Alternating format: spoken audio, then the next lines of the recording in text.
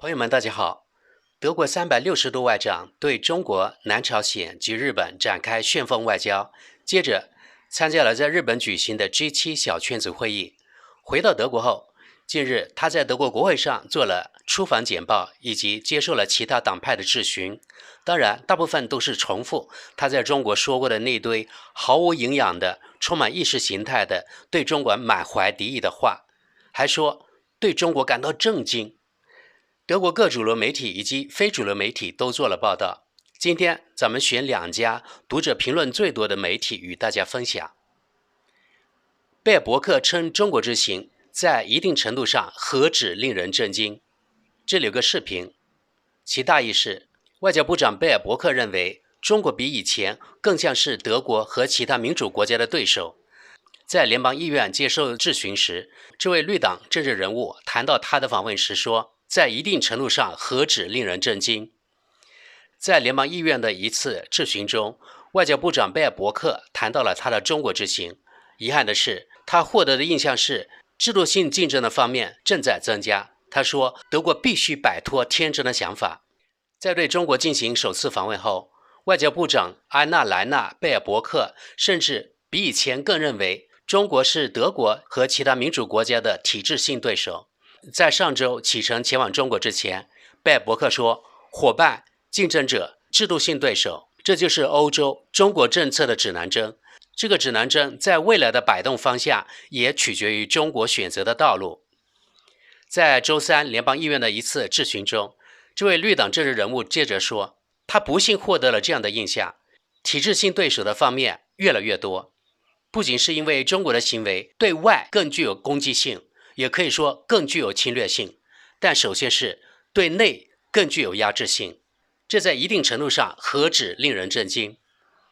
中国是德国的最大贸易伙伴，贝尔伯克说，因此我们希望在可能的情况下进行合作，同时德国必须将自己的风险降到最低，放弃通过贸易促改变这样天真的想法。刚才我们看的是德国《世界报》的报道，那接着我们看看德国《明镜周刊》对此事的报道。前面部分与《世界报》差不多，但《明镜周刊》还提及以下几点。现在德国政治圈老在谈论所谓的依赖性，重要的是不要再重复错误。贝尔伯克警告说，他指的是在俄罗斯对乌克兰发动的违背国际法的攻击之前，德国及西方对俄罗斯的依赖性的积累。贝尔伯克呼吁减少依赖性，不是脱钩。然而，中国仍然是德国最大的贸易伙伴，我们绕不开中国，贝尔伯克明确表示，并补充说，双方的经济关系是良好和重要的。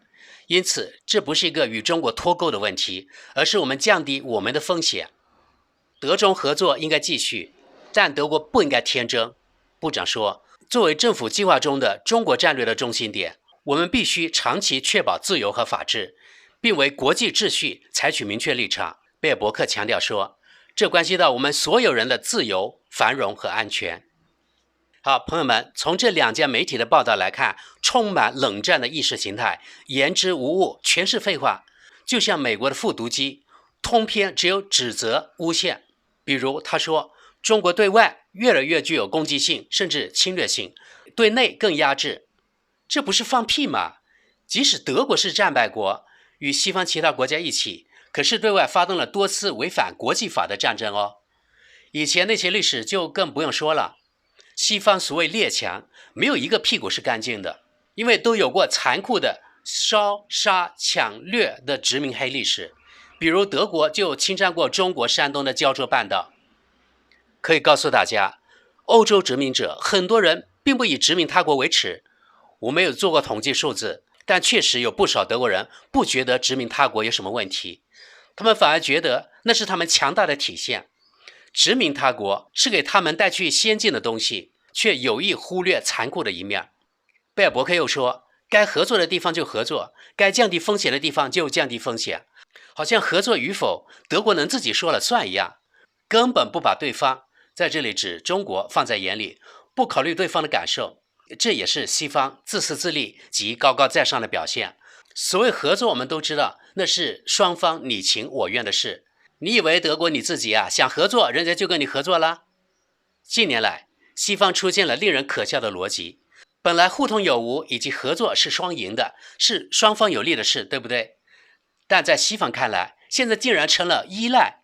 比如德国燃油车在中国卖得好，他们说是德国依赖中国市场，却无视通过这种所谓的依赖，德国在中国赚了多少中国人的钱。但另一方面，如果中国不卖稀土给他们，他们就跳脚，还告到什么世贸组织那里，说中国违反了世贸规则，反正呢全是强盗逻辑。所以看清了西方的无赖之后，我越来越觉得尽可能与无赖西方脱钩并非坏事。他们是一群得了便宜还卖乖的，根本没有感恩之心的非正常人类。人性之恶在西方身上体现得淋漓尽致。西方的好日子过久了，已经有一种与生俱来的天然优越感，是时候让他们过几天苦日子了。但愿老天有眼，让我能亲眼目睹。乌克兰其实就是一个例子啊。如果乌克兰当初没有那么弱智，不做西方的马前卒，好好的过日子，怎么可能像今天这么惨呢？俗话说，一个巴掌拍不响，对不对？再这么做要下去，有可能美欧国家今后都会变成乌克兰这样的国家。我们来看看读者评论。首先看《明镜周刊》的读者评论，大家可以看到有3800多条，非常多。我们选关注度高的来翻译。第一位，贝尔伯克女士所说的是正确的，可以从中国和这里的德国选择等那些魔鬼的反应中看到。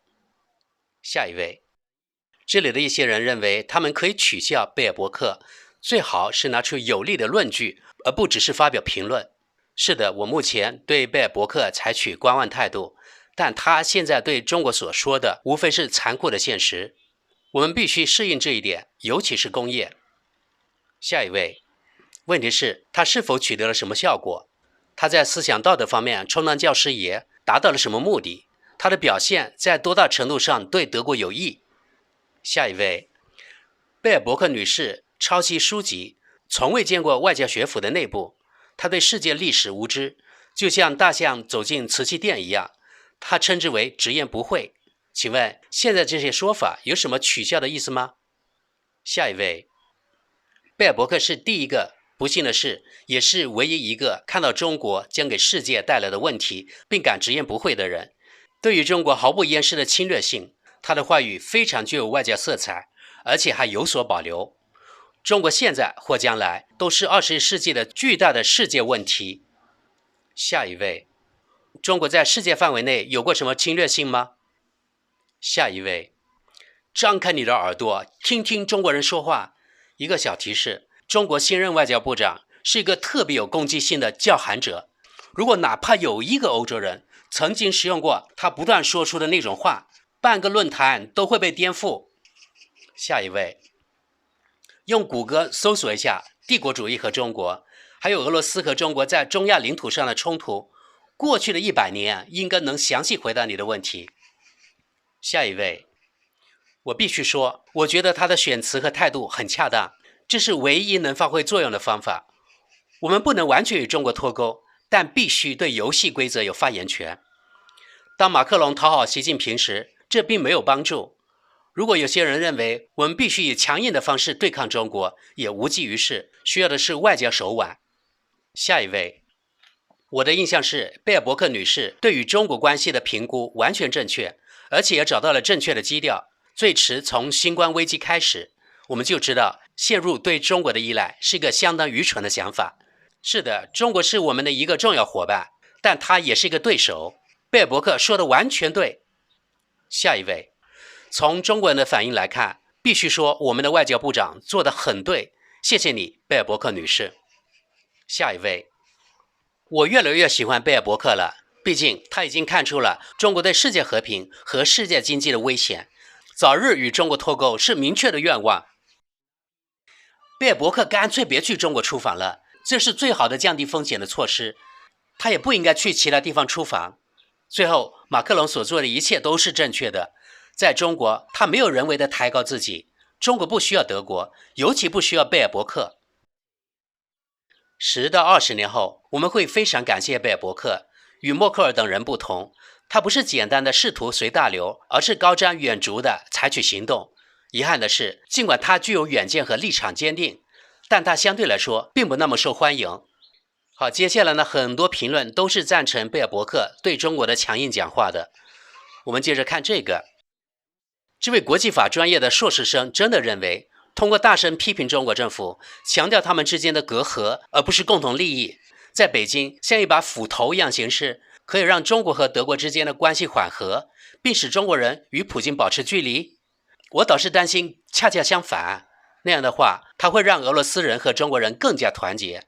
但也许贝尔伯克女士只是想让中国的政策发生360度的转变。好，我们大概了解了《明镜周刊》的读者评论基调后，我们来看看德国《世界报》的读者评论。大家可以看到有近1000条，也算人气很高了。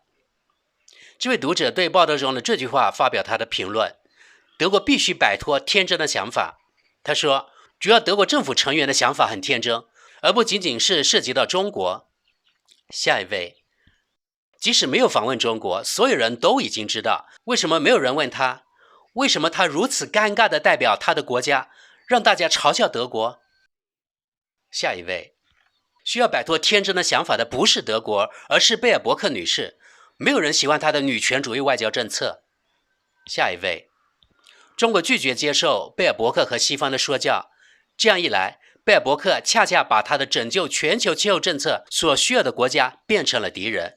如果他是现实的，他现在就可以宣布他们绿党的气候政策失败了。下一位，德国对中国的天真想法已经很久了。个人以为，从90年代开始，由于与中国进行合同谈判，至少那些正在或曾经活跃在国际商业领域的人，或和与中国有接触过的人，对那里的进程有更深的洞察力。不幸的是，目前绝大多数政府成员都很天真，尤其是那些既没有受过教育，也没有在政党或行政部门之外工作过的人。他们甚至天真到能在最短的时间内将一个成熟的工业国家引向深渊。贝尔伯克夫人的发言更清楚地揭示了这一点。其他的马让人无语。下一位，作为一个中途辍学的人，他能从哪里获得知识呢？下一位，我希望根社回来，今天的业余队员们实在令人尴尬。德国之士补充，根社是德国统一时的外交部长。下一位，贝尔伯克访华的成果是：第一，明显显示了这个政府是分裂的，总理和外交部之间存在着不可调和的分歧。第二，中国被变成了外交政策的对手，没有达成任何协议。第三，中国是气候政策中绝对必要的决定性伙伴，现在不会有任何结果，因为他不会接受贝尔伯克的顺次。因此，绿色气候政策已经失败，可以停止了。综上所述，此次访华是绿党在外交上的巨大失败。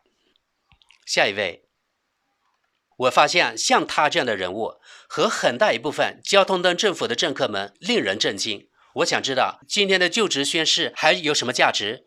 纯粹是纸上谈兵。下一位，这个女人的表现和言论是场外交灾难，在她造成更多损害之前，应紧急解除她的职务。下一位，众神坠落，时代来临，从无知中觉醒。令人恐惧的是，这些政客在一段时间内将我们国家的命运掌握在他们手里。下一位，令人震惊的是，像德国这样的国家竟然能让贝尔伯克女士这样没有受过教育、完全无能的人登上政治舞台。她的天真愚蠢的态度和她一贯的胡言乱语、女权主义外交政策等，不仅让她自己出丑，也让其他每一个德国公民蒙羞。这简直太丢人了。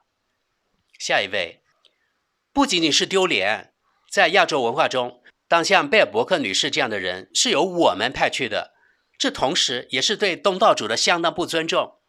作为一个国家，我们已经表明，我们并不真正想与中国进行贸易或开展业务。下一位，唯一令人震惊的是贝尔伯克夫人作为德国外交部长。下一位，令人震惊的是她的举止，翘起二郎腿，用手指着别人，一开始着装就不合适。那些对其他文化的习俗表现得如此不尊重的人，除了他的女权外交主义政策之外，有谁会把他当回事呢？下一位，赫尔穆特·施米特对其他国家的观点怎么说的？我是中国人的老师吗？那是妄想教其他民族如何生活。贝尔伯克女士应该把这句话记在心里。德国知识补充，施米特是德国曾经的总理，是一位对中国比较了解的人，在德国也德高望重。下一位，因为中国对外更具有攻击性，你也可以说更具有侵略性，但最重要的是对内更具有压迫性。贝尔伯克女士，你有没有想过，通过你咄咄逼人的传教式的说教，对别人会产生什么影响？而你所属的政府刚刚提供了一个令人难以置信的对内压迫的例子。下一位，最重要的是，德国必须摆脱其幼稚的外交部长。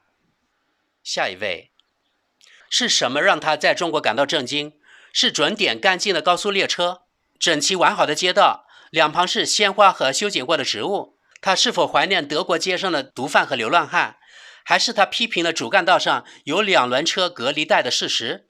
他不喜欢中国年轻人在公共汽车和火车上对老年人表示尊重的事实吗？他不喜欢全托的幼儿园吗？他不同意学生的任务是学习，不同意大学是关于教学内容，而不是关于女权主义吗？那么是什么让他感到震惊呢？德国首先必须摆脱这位幼稚的外交部长。好，德国知识点评。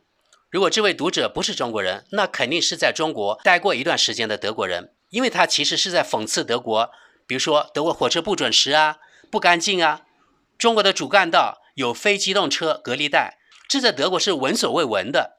另外，德国的教育制度也急需改革，因为几乎没有真正的全日制学校，所以这位读者才谈到什么全托幼儿园。总之，很多方面，德国其实应该虚心向中国学习。那么现在我们以这位读者的评论来结束今天的节目吧。大家发现了吧？民进周刊的读者评论与世界报的读者评论画风完全不同，表明读者群体不同。民进周刊貌似对所有的东西都持批评态度，报道角度很负面，所以他的读者也如此。这也说明了他们特别支持德国外长对中国持批评态度，对中国说硬话。他们认为外交就应该这样。而德国世界报的读者则相反，至少从关注度最高的评论来看，几乎没有人是支持贝尔伯克的。同是德国主流媒体，但读者评论竟然2个极端，我也不知道说什么好了。德国外长确实是一位非常有争议的人物，对于他的文凭可能造假，履历可能造假，不学无术，并以此为荣，很多德国人是不会那么健忘的。这就是西方选举制的好处啊。阿猫阿狗都可以当国家领导，只要他有本事获得一定的选票。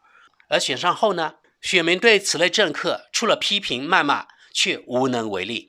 那么我们不禁要问，选民是应该感到自豪呢，还是欲哭无泪呢？